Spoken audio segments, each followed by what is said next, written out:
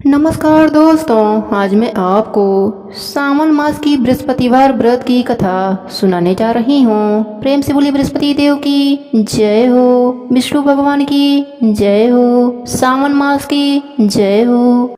बहुत समय पहले की बात है। भारतवर्ष में एक राजा राज्य करता था। वह अति प्रतापी एवं दानी था। वह प्रतिदिन मंदिर में भगवत दर्शन करने जाता था। गुरु और ब्राह्मण की सेवा भी किया करता था।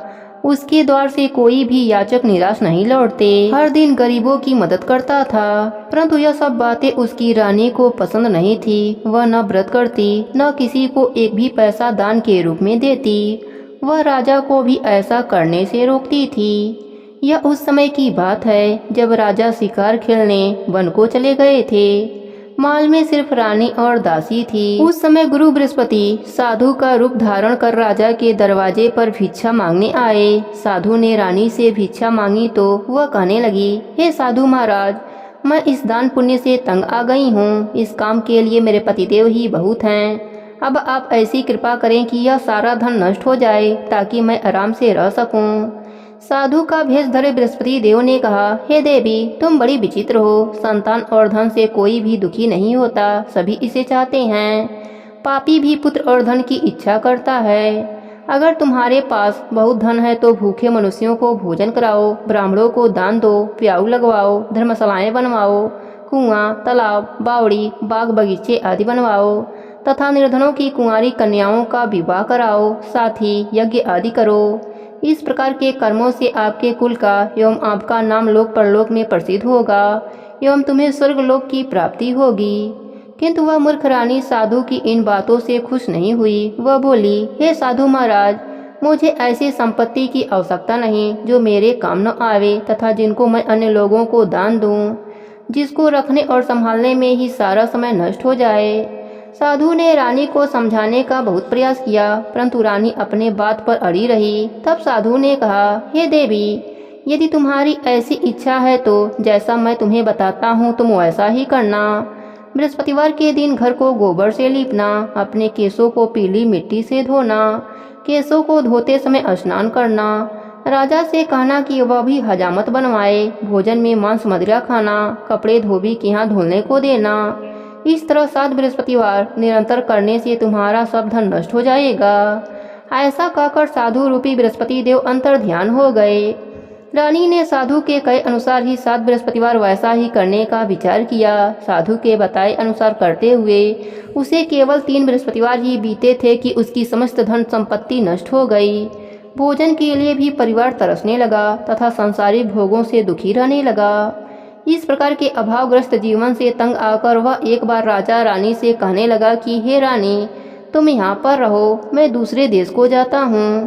क्योंकि यहाँ पर मुझे सभी मनुष्य जानते हैं, इसलिए मैं यहाँ कोई कार्य नहीं कर सकती। देश चोरी परदेश भीख के समान है। ऐसा कहकर राजा परदेश को चला गया। वहाँ जंगल से लकड़ी काट कर लाता और उन्हें शहर में बेचकर अपना जीवन यापन करने लगा। राजा के जाने के पश्चात इधर उसके बिना रानी और दासियां दुखी रहने लगीं। किसी दिन भोजन मिलता तो किसी दिन जल पीकर ही रहना पड़ता था। एक समय रानी और दासियों को 7 दिन बिना भोजन के व्यतीत हो गए तो रानी अपने दासी से बोली, हे दासी, यहाँ पास ही के नगर में मेरी बहन रहती है जो बहुत धनवान है। तू उसके पास जा और वहाँ से 5 सेर बेझर मांग कर ला, जिससे कुछ समय के लिए गुजर बसर हो जाएगी। दासी उसकी बहन के पास गई। बृहस्पतिवार का दिन था। रानी की बहन उस समय ध्यान मग्न होकर पूजा कर रही थी।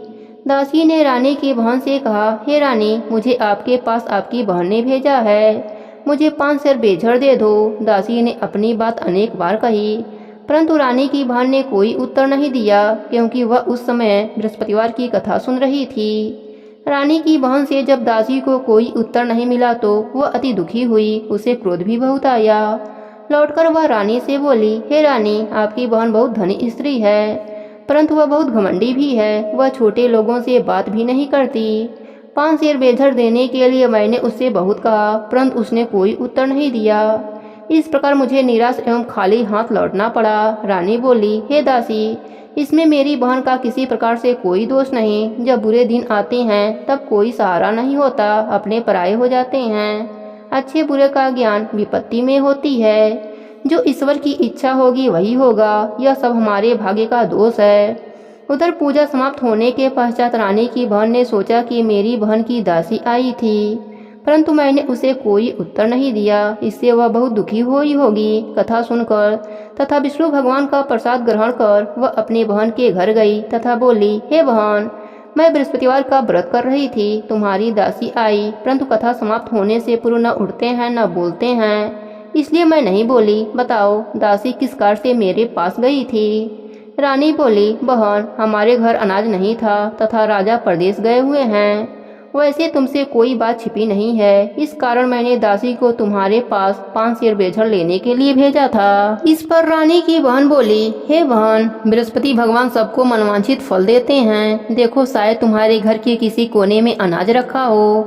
यह सुनकर रानी की दासी घर के अंदर गई तो वहाँ एक घड़ा बेझर का भरा हुआ मिला। उसे बड़ा आश्चर्य हुआ, क्योंकि उसके अनुसार घर का एक एक बर्तन अन्न से खाली था।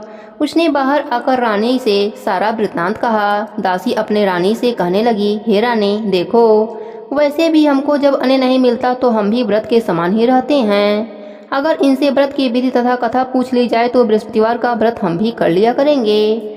और फिर दासी के कहने पर रानी ने अपने बहन से बृहस्पतिवार व्रत, पूजन विधि एवं नियमों के बारे में विस्तार से पूछा। उन्होंने बताया, जो बृहस्पतिवार के व्रत में चने की दाल और मुनक्कों से विष्णु भगवान का केले के जड़ में पूजन कर दीपक जलाता है, पीला भोजन करता है, पीले वस्त्र धारण करता है तथा प्रेम पूर्वक बृहस्पति भगवान की कथा सुनता है, तो इस प्रकार करने से गुरु भगवान उस भक्त से प्रसन्न होते हैं, अन्न धन पुत्र देते हैं, मनोवांछित मनोकामना पूर्ण करते हैं। फिर व्रत एवं पूजन की विधि बताकर रानी की बहन अपने घर लौट गई। तत्पश्चात रानी और दासी दोनों ने निश्चय किया कि बृहस्पति देव भगवान का व्रत एवं पूजन जरूर करेंगे। 7 दिन पश्चात जब बृहस्पतिवार का दिन आया तो दोनों ने व्रत किया। घुड़सवार में जाकर चना और गुड़ बीन लाई और उसकी दाल बनाकर केले के जड़ में विष्णु भगवान का पूजन किया। अब पीला भोजन कहाँ से आए, यह सोचकर दोनों बड़ी दुखी हुईं, परंतु उन्होंने व्रत किया था, इसलिए बृहस्पति देव भगवान उनसे प्रसन्न थे। एक साधारण व्यक्ति के रूप में वह 2 थाली में सुंदर पीला भोजन लेकर आए और दासी को देकर बोले, हे दासी, यह भोजन तुम्हारे और रानी के लिए है, तुम दोनों इसे ग्रहण करना। दासी भोजन पाकर अति प्रसन्न हुई और रानी से बोली, हे रानी, भोजन कर लो। रानी को भोजन के विषय में कुछ नहीं पता था, इसलिए वह दासी से बोली, जा तू ही भोजन कर ले, क्योंकि तू व्यर्थ में ही हमारी हंसी उड़ाती है।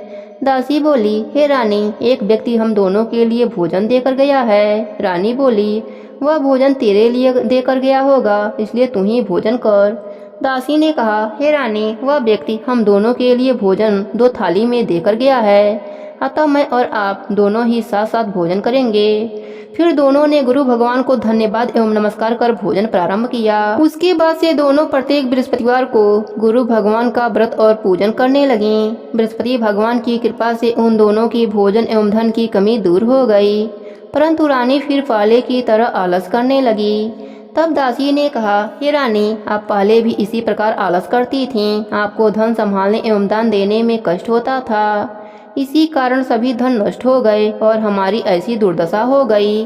अब गुरु भगवान की कृपा से धन मिला है तो आपको फिर से आलस हो रहा है। बड़े कष्टों के बाद आपने यह धन पाया है, इसलिए आपको दान पुण्य करना चाहिए। भूखे मनुष्यों को भोजन कराओ, ब्राह्मणों को दान दो, प्याऊ लगवाओ, कुआं, तालाब, बावड़ी आदि का निर्माण कराओ, कुंवारी कन्याओं का विवाह करवाओ, मंदिर पाठशाला बनवाकर दान दो, धन को शुभ कार्यों में खर्च करो, जिससे आपके कुल का सम्मान बढ़े तथा आपको स्वर्गलोक की प्राप्ति हो और आपके पितृ प्रसन्न हो। दासी की बात मानकर रानी ने इसी प्रकार के कर्म करने प्रारंभ कर दिए। इस प्रकार करने से उसका काफी यश फैलने लगा। कुछ दिनों के बाद एक दिन रानी और दासी आपस में विचार करने लगे कि न जाने राजा किस दशा में होंगे, उनकी कोई खोज खबर नहीं है। रानी राजा की खबर न पाकर उदास रहने लगी। गुरु भगवान से उन्होंने प्रार्थना करी और भगवान ने रात्रि में राजा को सपने में दर्शन देकर कहा, हे राजा, उठ, तेरी रानी तुझको याद करती है, अब अपने देश को लौट जा। राजा प्रातः काल उठा। वह सोचने लगा कि मैं किस प्रकार रानी के पास खाली हाथ जाऊंगा। मेरे पास तो कुछ भी नहीं, स्त्री जात खाने और पहनने के ही साथी होती हैं। पर प्रभु की आज्ञा मानकर वह चलने को तैयार हुआ। प्रदेश में राजा बहुत दुखी रहता था। प्रतिदिन जंगल से लकड़ी बीन कर लाता और उसे शहर में बेचकर अपने दुखी जीवन को बड़ी कठिनाई से व्यतीत करता था। एक दिन राजा दुखी होकर अपने पुराने दिनों को याद करके रोने लगा। उस जंगल में बृहस्पति देव एक साधु का रूप धरकर आए और राजा से बोले, हे लकड़ियारे, तुम इस बिरियान जंगल में किस चिंता में बैठे हो, मुझे बतलाओ। यह सुनकर राजा की आंखों में आंसू भर आए और वह साधु को प्रणाम करके बोला, हे प्रभु, आप सब कुछ जानने वाले हैं। इतना कहकर राजा ने साधु को अपनी समस्त व्यथा सुना दी। तब साधु रूप में गुरु भगवान राजा से बोले, हे राजन, तुम्हारी पत्नी ने बृहस्पतिवार के दिन बृहस्पति देव का अपमान किया था, जिसके कारण तुम्हारी यह दुर्दशा हुई। अब तुम किसी प्रकार की चिंता मत करो, भगवान तुम्हें पहले से अधिक धन प्रदान करेंगे। देखो, तुम्हारी पत्नी ने बृहस्पतिवार का व्रत आरंभ कर दिया है। अब तुम भी बृहस्पतिवार का व्रत करके चने की दाल व गुड़ जल के लोटे में डालकर केले का पूजन करो, फिर कथा कहो या सुनो, भगवान तुम्हारी सभी इच्छा पूरी करेंगे। साधु के वचन सुनकर राजा बोला, हे प्रभु, मुझे लकड़ी बेचने के पश्चात इतना धन भी नहीं बचता कि भोजन करने के उपरांत कुछ भी बचा सकूं। मैंने रात्रि में अपनी रानी को व्याकुल एवं व्यतीत देखा है। मेरे पास कोई साधन नहीं जिससे उसका समाचार भी जान सकूं। इसके अतिरिक्त मैं बृहस्पति देव की कथा भी नहीं जानता हूँ, जिसे कहकर या सुनकर मैं व्रत धारण कर भगवान बृहस्पति देव का पूजन कर सकूं। साधु ने कहा, हे राजा, तुम किसी भी बात का चिंता मत करो। बृहस्पतिवार के दिन तुम नित्य की भांत लकड़ियाँ लेकर शहर में जाओ। तुम्हें रोज से दुगुना धन प्राप्त होगा, जिससे तुम भली भांत भोजन कर लोगे तथा गुड़ एवं चने का प्रसाद खरीदकर बृहस्पति देव का पूजा भी कर सकते हो। बृहस्पतिवार की कहानी इस प्रकार से है। प्राचीन समय में एक बहुत ही निर्धन ब्राह्मण रहता था। उसके कोई भी संतान न थी। ब्राह्मण नित्य पूजा पाठ करता था। स्वभाव से दयालु तथा धार्मिक विचारों वाला व्यक्ति था, परंतु उसकी पत्नी बहुत मालिनता के साथ रहती थी। वह न तो स्नान करती थी, न ठीक से कार्य करती थी। अपने पत्नी की ऐसी आदत के कारण ब्राह्मण देवता बहुत ही दुखी रहता था। वह अपने पत्नी को बहुत समझाता, किंतु उसका कोई परिणाम न निकलता। भगवान की कृपा से ब्राह्मण की स्त्री के कन्या उत्पन्न हुई। वह कन्या ब्राह्मण के घर में बड़ी होने लगी। वह बालिका प्रातः काल ही स्नान करके भगवान विष्णु का जप करती, बृहस्पतिवार का व्रत भी करने लगी। पूजा पाठ समाप्त कर पाठशाला जाती तो अपनी मुट्ठी में जौ भर कर ले जाती और पाठशाला जाने के रास्ते में डालती जाती। भगवान बृहस्पति देव की कृपा से वही जौ सोने के हो जाते तो लौटते समय उनको बीनकर घर ले आती। एक दिन वह बालिका सूप में उन सोने के जौ को फटक कर साफ कर रही थी। तभी उसकी माँ ने देखा और कहा, हे बेटी, सोने के जौ को फटकने के लिए सूप भी तो सोने के होने चाहिए। दूसरे दिन बृहस्पतिवार का दिन था। कन्या ने व्रत रखा और भगवान बृहस्पति देव से प्रार्थना करने लगी, हे प्रभु, यदि मैंने सच्चे मन से श्रद्धा पूर्वक आपका पूजन एवं व्रत किया हो तो कृपया मुझे सोने का सूप दे दो। बृहस्पति देव ने उसकी प्रार्थना स्वीकार कर लिया।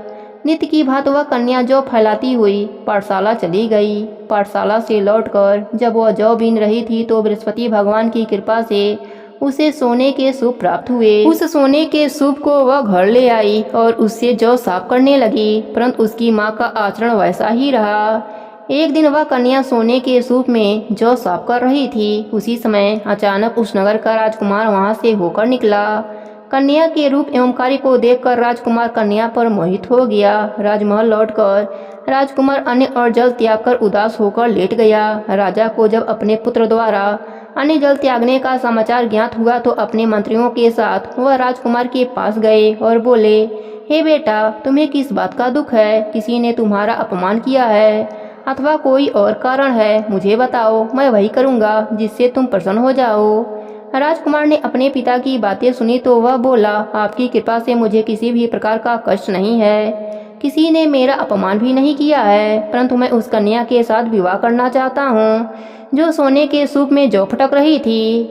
यह सुनकर राजा आश्चर्य में पड़ गया और बोला, हे राजकुमार, इस तरह की कन्या का पता तुम लगाओ, मैं तुम्हारा विवाह उसके साथ अवश्य करवा दूंगा। तब राजकुमार ने प्रसन्न होकर राजा को उस ब्राह्मण कन्या के घर का पता बताया। राजा के आदेश पर मंत्री उस कन्या के घर गए और राजा का आदेश ब्राह्मण को कह सुनाया। कुछ ही दिन बाद ब्राह्मण कन्या का विवाह राजकुमार के साथ हो गया। घर से कन्या के विदा होते ही उस ब्राह्मण के घर में पहले की तरह निर्धनता वास करने लगी। अब भोजन के लिए अनाज भी बड़ी मुश्किल से मिलता था। एक दिन दुखी होकर ब्राह्मण देवता अपने बेटी से मिलने गए। बेटी पिता की ऐसी अवस्था को देखकर अत्यंत दुखी हुई। उसने अपने माँ का समाचार पूछा। ब्राह्मण ने पुत्री को सभी हाल कह सुनाया। पुत्री ने अपने पिता को बहुत सा धन देकर विदा कर दिया। इस प्रकार ब्राह्मण का कुछ समय सुखपूर्वक व्यतीत हुआ, लेकिन धन समाप्त होने के बाद स्थिति पहले की तरह हो गई। ब्राह्मण फिर अपने पुत्री के यहाँ गया और उससे सभी हाल कह सुनाया। पुत्री बोली, हे पिताजी, आप अपने साथ माताजी को यहाँ लाओ, मैं उन्हें यह विधि बता दूंगी जिससे दरिद्रता दूर हो जाए। ब्राह्मण देवता अपनी पत्नी को साथ लेकर राजमहल अपने पुत्री के पास पहुँचे तो पुत्री अपनी माँ को समझाने लगी, हे माँ, तुम सुबह उठकर सर्वप्रथम स्नान आदि करके भगवान विष्णु का पूजन किया करो तो सब निर्धनता दूर हो जाएगी। परंतु उसकी माँ ने उसकी एक न मानी। वह सुबह उठकर सर्वप्रथम अपने पुत्री का बचा हुआ जूठा खा लेती थी। एक दिन उसकी बेटी को अपने माँ पर बहुत गुस्सा आया। उसने एक रात एक कोठरी से सारा सामान निकलवाकर अपने माँ को उसमें बंद करवा दिया। प्रातः कोठरी से अपनी माँ को निकालकर तथा स्नान आदि करा के पूजा पाठ करवाया तो उसकी माँ की बुद्धि ठीक हो गई। इसके बाद वह प्रतिदिन पूजा पाठ करती और प्रत्येक बृहस्पतिवार का व्रत भी रखने लगी। इस व्रत के प्रभाव से उसकी माँ भी अत्यंत धनवान तथा पुत्रवती हो गई और बृहस्पति देवता की कृपा से वृद्धा अवस्था में मृत को प्राप्त कर स्वर्गलोक को गई। वह ब्राह्मण भी सुखपूर्वक इस लोक का सुख भोग कर स्वर्गलोक को प्राप्त हुआ। इस प्रकार कहानी कहकर साधु देवता वहां से अंतर ध्यान हो गए। धीरे धीरे समय बीत गया तथा बृहस्पतिवार का दिन भी आ गया। लकड़ीहारा रूपी राजा जंगल से लकड़ी काटकर किसी शहर में बेचने गया। आज उसे और दिनों से अधिक धन मिला। राजा ने चना गुड़ आदि लाकर भगवान विष्णु का पूजन किया तथा बृहस्पतिवार का व्रत भी किया। उस दिन से उसके सभी कष्ट दूर हो गए। परंतु अगले बृहस्पतिवार को वह व्रत करना भूल गया। इस कारण बृहस्पति भगवान उससे रुष्ट हो गए। उस दिन उस नगर के राजा ने विशाल यज्ञ का आयोजन किया तथा अपने समस्त राज्य में घोषणा करवा दी कि कोई भी मनुष्य अपने घर में भोजन न बनाए और आग भी न जलाए। सब लोग मेरे यहाँ भोजन करने आए। इस आज्ञा को जो नहीं मानेगा उसको सूली पर लटका दिया जाएगा। राजा की आज्ञा अनुसार राज्य के सभी निवासी राजा के भोज में सम्मिलित होने गए, परंतु लकड़ीहारा कुछ विलंब से पहुंचा, इसलिए राजा उसको भोजन कराने अपने साथ महल में ले गए। जब राजा लकड़ीहारे को भोजन करा रहे थे तो रानी की दृष्टि उस खूंटी पर पड़ी जिन पर उनका 9 लखा हार टंगा हुआ था। उसे हार खूंटी पर लटका दिखाई नहीं दिया। रानी को निश्चय हो गया कि मेरा हार इस लकड़ीहारे ने चुरा लिया है। उसी समय रानी की जिद पर राजा ने सैनिक बुलाकर लकड़ीहारे को जेल में डलवा दिया। जेल खाने में बंद हुआ लकड़ीहारा बहुत दुखी होकर विचार करने लगा कि न जाने कौन से पूर्व जन्म के कुकर्म से मुझे यह दुख प्राप्त हो रहा है। जेल में बंद लकड़ीहारा भगवान बृहस्पति देव को याद करने लगा। तत्काल बृहस्पति देव साधु के रूप में प्रकट हो गए और उसकी दशा देखकर कहने लगे, अरे मूर्ख, तू बृहस्पतिवार को बृहस्पति देव की पूजा करना और कथा करना भूल गया, इसी कारण तुझे दुख प्राप्त हुआ है। अब किसी प्रकार का चिंता मत कर। बृहस्पतिवार के दिन जेल खाने के दरवाजे पर तुझे 4 पैसे पड़े मिलेंगे। तू उन पैसों से प्रसाद मंगाना, भगवान बृहस्पति देव का पूजन एवं कथा कहना, कथा का प्रसाद स्वयं भी ग्रहण करना तथा दूसरों को भी खिलाना। इस प्रकार करने से तुम्हारे सभी कष्ट दूर हो जाएंगे। अगले बृहस्पतिवार राजा को जेल के द्वार पर 4 पैसे पड़े मिले। राजा ने पूजा का सामान मंगाकर कथा कही और प्रसाद बांटा। उसी रात बृहस्पति देव ने उस नगर के राजा को सपने में दर्शन देकर कहा, हे राजा, तूने जिस आदमी को जेल खाने में बंद कर रखा है वह निर्दोष है, वह राजा है, उसे छोड़ दो। रानी का 9 लखा हार उसी खूंटी पर टंगा हुआ है। अगर तू ऐसा नहीं करेगा तो मैं तेरे को नष्ट कर दूंगा। राजा सुबह उठा और खूंटी पर हाथ टंगा देखकर लकड़ीहारे को बुलाकर उससे क्षमा याचना की तथा राजा के योग्य सुंदर वस्त्र आभूषण भेंटकर उसे विदा कर दिया। बृहस्पति देव की आज्ञा के अनुसार राजा अपने नगर को चल दिया। जब वो नगर के निकट पहुंचा तो उसे बहुत आश्चर्य हुआ। वहां पहले से अधिक तालाब, बाग और कुएं तथा बहुत सी धर्मशालाएं, मंदिर आदि बने हुए थे। राजा ने नगर वासियों से पूछा कि यह बाग, तालाब, धर्मशालाएं एवं कुएं किसके द्वारा बनवाए गए हैं। तब नगर के सभी लोग कहने लगे कि यह सब रानी और दासी द्वारा बनवाए गए हैं। राजा को बहुत आश्चर्य हुआ, परंतु क्रोध भी बहुत आया। जब रानी ने यह खबर सुनी कि राजा आ रहे हैं तो उसने दासी से कहा, हे दासी, देख, राजा हमें अति दीन अवस्था में छोड़कर गए थे। वह हमारी ऐसी हालत देखकर कहीं द्वार पर से ही न लौट जाएं, इसलिए तू द्वार पर जाकर खड़ी हो जा। रानी की आज्ञा अनुसार दासी दरवाजे पर जाकर खड़ी हो गई। जब राजा आए तो उन्हें अपने साथ महल में लिवा आई। तब राजा ने क्रोध करके अपनी तलवार निकाली तथा रानी से पूछा, बताओ इतना धन तुम्हें किस प्रकार से प्राप्त हुआ है। तब रानी ने बताया कि हमें यह सब धन बृहस्पति देव के व्रत के प्रभाव से प्राप्त हुआ है। अब राजा ने निश्चय किया कि 7 दिन बाद तो सभी बृहस्पति देव का पूजन करते हैं, परंतु मैं प्रतिदिन दिन में 3 बार कथा कहा करूंगा तथा नित्य व्रत किया करूंगा। अब हर समय राजा के दुपट्टे में चने की दाल बधी रहती तथा दिन में 3 बार कथा कहता था। ऐसे ही एक दिन राजा ने विचार किया कि चलो अपनी बहन के यहाँ हो आऊं। ऐसा निश्चय कर राजा घोड़े पर सवार होकर अपनी बहन के यहाँ चल दिया। मार्ग में उसने देखा कि कुछ आदमी एक मुर्दे को लिए जा रहे हैं। उन्हें रोककर वह कहने लगा, अरे भाइयों, कुछ देर मेरी बृहस्पति देव की कथा सुन लो। वे बोले, लो हमारा तो आदमी मर गया है, इसकी अपनी कथा की पड़ी है। परंतु कुछ आदमी बोले, अच्छा कहो, हम तुम्हारी कथा भी सुनेंगे। राजा ने दाल निकाली और कथा करनी शुरू कर दी। जब कथा आधी हो गई तो मुर्दा हिलने लगा और जब कथा समाप्त हुई तो राम राम करके वह मुर्दा उठ बैठा। राजा आगे चला। उसे चलते चलते शाम हो गई। आगे मार्ग में उसे एक किसान खेत में हल चलाता हुआ मिला। राजा उससे बोला, अरे भैया, तुम मेरे बृहस्पतिवार की कथा सुन लो। किसान बोला, जब तक तेरी कथा सुनूंगा तब तक 4 हरैया जोत लूंगा। जाओ भैया, अपनी कथा किसी और को सुनाना। राजा आगे चलने लगा। राजा के हटते ही किसान के बैल पछाड़ खाकर गिर गए और किसान के पेट में बहुत तेज दर्द होने लगा। उसी समय किसान की माँ रोटी लेकर आई। उसने जब देखा तो अपने पुत्र से सारा हाल पूछा। बेटे ने सारा हाल बता दिया। किसान की माँ दौड़ी दौड़ी घोड़े पर सवार राजा के पास गई और उससे बोली, मैं तेरी कथा सुनूंगी, तू अपनी कथा मेरे खेत पर ही चलकर कहना। राजा ने लौटकर किसान के खेत पर जाकर कथा कही, जिसे सुनते ही बैल खड़े हो गए तथा किसान के पेट का दर्द भी बंद हो गया। और फिर राजा अपने बहन के घर पहुंचा। बहन ने भाई की खूब आवभगत की। दूसरे दिन सुबह राजा जगा तो उसने देखा कि सब लोग भोजन कर रहे हैं। राजा ने अपने बहन से जब पूछा कि ऐसा कोई मनुष्य नहीं है जिसने भोजन न किया हो और जो मेरे बृहस्पतिवार की कथा का श्रवण कर ले, तो बहन बोली, हे भैया, यह देश ऐसा ही है। यहाँ के लोग पहले भोजन करते हैं, बाद में कोई अन्य काम करते हैं। अगर पड़ोस में कोई हो तो देख आती हूँ। ऐसा कहकर बहन चली गई, परंतु उसे कोई भी ऐसा व्यक्ति नहीं मिला जिसने भोजन न किया हो। वह एक कुम्हार के घर गई जिसका लड़का बीमार था। उसे यह भी पता चला कि उसके यहाँ 3 दिन से किसी ने भोजन नहीं किया है। राजा की बहन ने अपने भाई की कथा सुनने के लिए कुम्हार से आग्रह किया तो वह तैयार हो गया।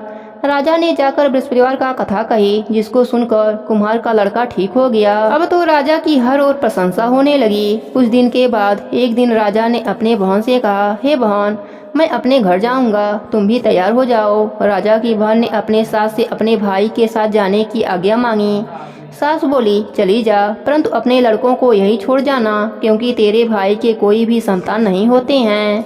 बहन ने भाई से कहा, हे भैया, मैं तो चलूंगी, परंतु कोई बालक नहीं जाएगा। राजा ने कहा, जब कोई बालक साथ नहीं चलेगा तो तुम क्या करोगी चलकर। दुखी मन से राजा अपने नगर को लौट आया। राजा अपने रानी से बोला, हम निर्वंशी हैं, हमारा मुंह देखना भी धर्म नहीं है।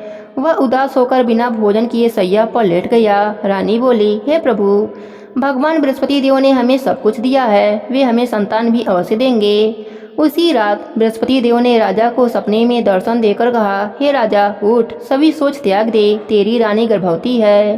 राजा को यह जानकर अति प्रशंसा हुई। 9वें महीने रानी के गर्भ से एक सुंदर पुत्र रूपी रत्न पैदा हुआ। तब राजा बोला, हे रानी, स्त्री बिना भोजन के रह सकती है, परंतु बिना कहे नहीं रह सकती। जब मेरी बहन आवे तो तुम उससे कुछ मत कहना। रानी ने हाँ कर दिया। और जब राजा की बहन ने यह शुभ समाचार सुना तो वह अति प्रसन्न हुई तथा बधाई लेकर अपने भाई के यहाँ आई। तब रानी ने कहा, घोड़ा चढ़कर नहीं आई, गधा चढ़कर आई। राजा की बहन बोली, भाई, मैं इस प्रकार से न कहती तो तुम्हें औलाद कैसे मिलती। भगवान बृहस्पति देव ऐसे ही हैं, जैसी जिसके मन में कामनाएं हैं सभी को पूर्ण कर मनोवांछित फल देते हैं। जो श्रद्धा पूर्वक बृहस्पतिवार का व्रत करता है एवं कथा पढ़ता है अथवा सुनता है और दूसरों को सुनाता है, बृहस्पति देव उसकी सभी मनोकामनाएं पूर्ण कर देते हैं। बृहस्पति देव उसकी सदैव रक्षा करते हैं। जैसे राजा और रानी ने बृहस्पति देव की कथा का गुणगान किया, उनकी सभी इच्छाएं बृहस्पति देव ने पूरी कर दी। इसलिए सबको कथा कहने अथवा सुनने के बाद बृहस्पति भगवान का प्रसाद ग्रहण करना चाहिए तथा सच्चे मन एवं भावना से भगवान बृहस्पति देव का मनन करते हुए उनकी सदा जय जयकार करनी चाहिए। प्रेम से बोले बृहस्पति देव की जय हो, विष्णु भगवान की जय हो, सावन मास की जय हो।